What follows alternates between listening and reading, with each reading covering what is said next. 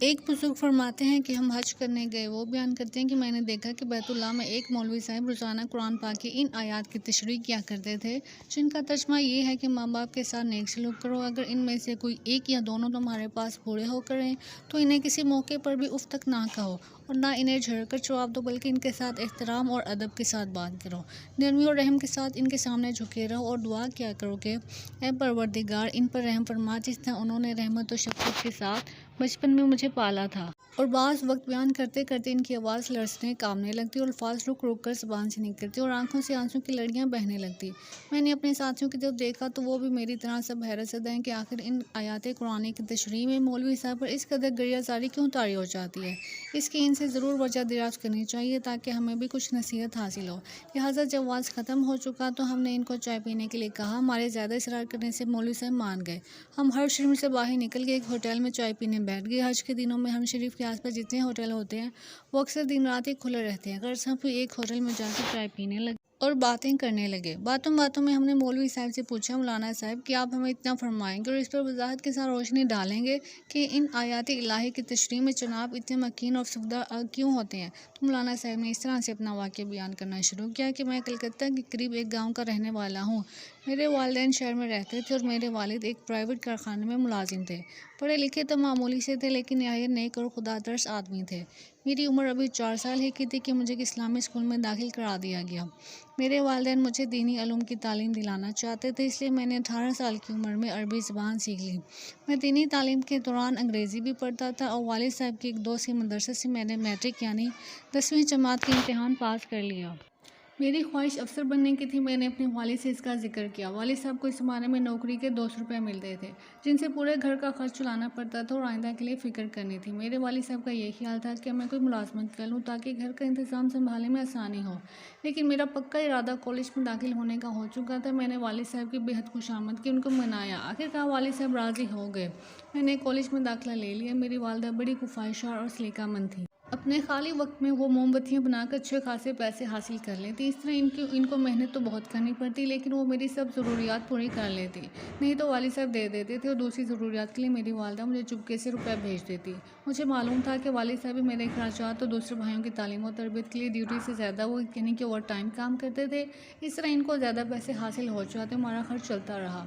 मैंने 6 साल में डिग्री हासिल कर ली। मैंने डिग्री तो बेशक हासिल कर ली, मगर इस कॉलेज की तालीम के दौरान और इस ज़माने में कॉलेज के माहौल के रहन सहन ने मेरे इस्लामी शौर और तरीके को बिल्कुल ही बदल दिया और मैं इस्लामियत को बिल्कुल ही भूल चुका था। इसलिए यह माहौल ही नया और ऐसा था कि मैं वहाँ का रंग लिए बगैर ना रह सका। मेरा जहन मेरे ख्यालात जदीद तालीम और तरबियत से बेहद मुतासिर हो चुके थे।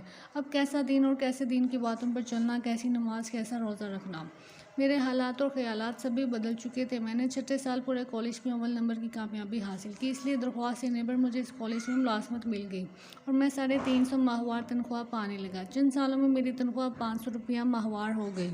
अब वालिदैन ने मेरी शादी की फ़िक्र की। वो ये चाहते थे कि किसी नेक और दीनदार लड़की से मेरी शादी हो जो घर में एक अच्छी बहू की तरह रहे, लेकिन मेरी ख्वाहिश थी कि वो आज की नई तहजीब और नई तालीम से वाकिफ़ हो ताकि मौजूदा दौर आला सोसाइटी में खप सके, हर एक के साथ खुलियाँ बातें कर सके, नंगे डांस देख सके और नंगे डांस कर सके, सीना तान कर बाज़ारों में चल सके और हर बेहयाई की काम में तरक्की करके आगे बढ़ सके।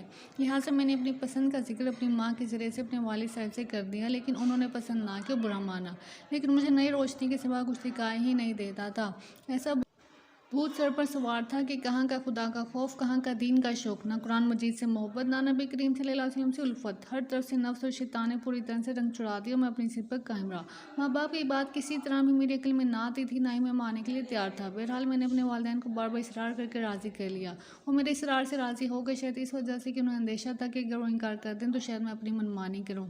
इस खौफ से उन्होंने हाँ कर दी। लिहाजा एक फैशनेबल जाहिल बेदीन से बेजोर लड़की से मेरी शादी हो गई। शादी को भी 2-4 महीने हुए थे कि वालिद साहब के कारखाने में एक गैस की टंकी भर जाने से इनकी दोनों आंखें जाती रहीं, इसलिए वो कारखाने जाने से माजूर बेकार हो गए, काम के काबिल ना रहे। अब वो घर में ही रहने लगे। इनको कारखाने की तरफ से एक मामूली रकम माजूरी अलाउंस के तौर पर मिलने लगा। मेरी बीवी को इस्लामी तालीम तहजीब से दूर का भी वास्ता ना था। वो तो सिर्फ आसियात ख्याल तेज मिजाज औरत थी जिसे ना खौफ खुदा ना इश्क मुस्तफ़ा। वो क्या जाने कि इस्लाम क्या। वो तो पहले दीन से जाहिल मछली थी। कुछ इसकी सहेलियों ने इसके कान भर दिए कि अरे देखो, सास ससुर की खिदमत करना तुम्हारा फ़र्ज़ नहीं, बल्कि सास ससुर तो तुम्हारी खिदमत के लिए, तुम इनसे जो चाहे खिदमत लेना। जो लड़कियाँ जाहिल गंवार बेकल होती हैं वो अपने सास ससुर की खिदमत किया करती हैं। तुम्हारा कोई हक वक़्त नहीं इनकी खिदमत करने का, तुम अपने शोर के होकर रहना बस। इस वक्त मैं किसी अंग्रेज़ से कम ना था। मेरे दिन रात सुबह शाम ऐशो मज़े में गुजरते थे। अब सिवाय ख्वाहिशात नफसानी के नशे की कुछ याद ही नहीं था। लेकिन जब मैंने देखा कि मेरी महबूब बीवी मेरे बूढ़े माँ बाप की खिदमत से नफरत और परहेज़ करती है तो मैं इस पर नाराज़ हुआ। लेकिन आहिस्ता आहिस्ता इसने मुझ पर जादू कर दिया कि मैं इसकी हर हरकत पर इजहार पसंदीदगी करता था।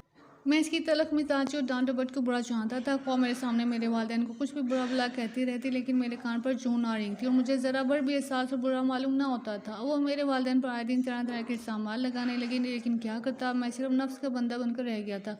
रूहानी मौत मर चुका था। मुझे इससे इतनी मोहब्बत हो गई थी कि मैं इसे कुछ भी ना कहता था, तक ज़बान तक इसके सामने ना हिलाता। बस हर वक्त इसका कलमा पढ़ता, इसकी मोहब्बत की गुन गाता, जो कुछ होता पड़ा देखता रहता।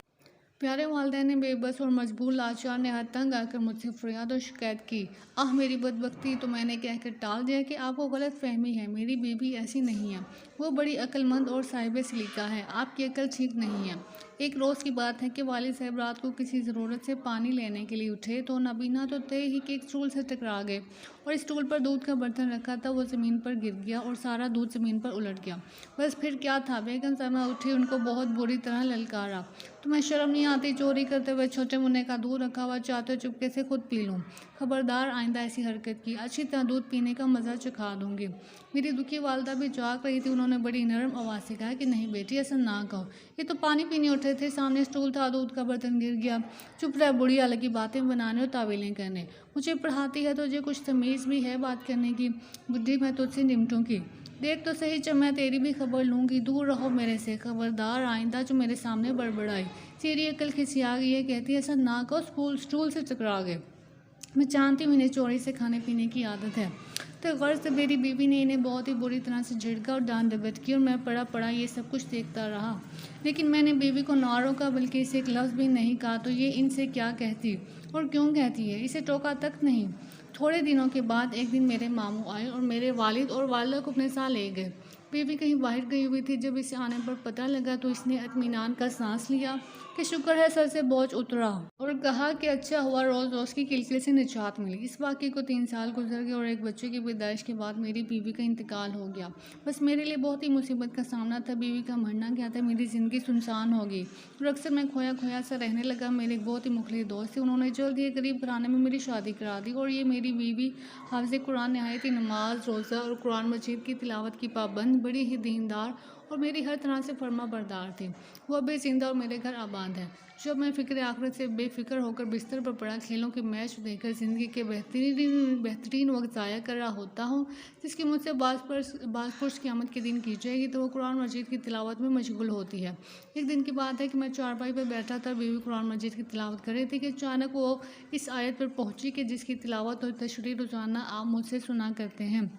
तो मेरी आंखों के सामने वो तमाम वाक़यात आ गए जो पीछे गुजर चुके थे और मेरे साथ मेरे माँ बाप ने जो सलूक किया था, इन्होंने जो ज़हमत तकलीफ़ मेरे लिए गवारा की थी, तो मेरी ज़ुबान से बेसाख्ता निकल गया कि हाय मेरे माँ बाप, और मैं होश में ना रहा। गर्ज इतने अरसे के बाद मुझे अपने माँ बाप की याद आई कि ज़माना दराज गुजर गया। हाय अफसोस, मेरी आंखों से आंसू आ गए। मेरी बीवी दौड़ती और आई और समझी कि शायद मुझे कोई तकलीफ़ हो गई है, लेकिन इसके बार बार दरियाफ्त करने पर मैंने इसे बुरा वाक़या सुना दिया। और मुझे बड़ी बेचैनी हुई कि मैं अपने वालिदैन को कैसे पाऊँ। मैं दूसरे दिन ही अपने मामों के यहाँ गया, लेकिन वहाँ पहुँचकर मेरी हैरत की इंतहा ना रही जब मुझे ये मालूम हुआ कि वालिदैन कई महीनों पहले घर जाने के बहाने यहाँ से रवाना हो चुके हैं। बस इतना सुनते ही मेरे पैरों तले से ज़मीन निकल गई कि हाय बुढ़ापे और नज़र के ना होने की हालत में कहाँ गए होंगे। मैं फ़ौरन ही अपने वालिद का फ़ोटो लेकर करीबी थाने में गया और फ़ोटो देकर रिपोर्ट लिखवाई और कई अखबारों में भी फ़ोटो के साथ खबर छपवाई और इधर उधर कई आदमियों को रवाना किया। अब मुझे रात भर नींद नहीं आती थी और हर वक्त इस फ़िक्र में रहना कि किसी तरह भी मेरे वालिदैन मिट जाएँ। मैंने अल्लाह से खूब गिड़गिड़ा कर तौबा की और दुआएँ की कि अल्लाह मेरे माँ बाप को वापस लौटा दे।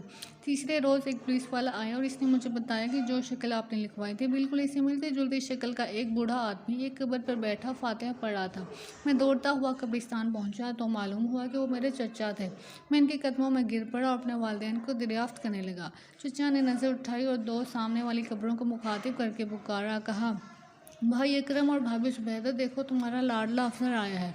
अकरम मेरे वालिद का और ज़ुबैदा मेरी माँ का नाम था। चचा जान के मुँह से ये बात सुनकर मैं ऊँधे मुँह कब्र पर गिरा और फूट फूट कर ज़ारों कतार रोने लगा। फिर क्या बनता।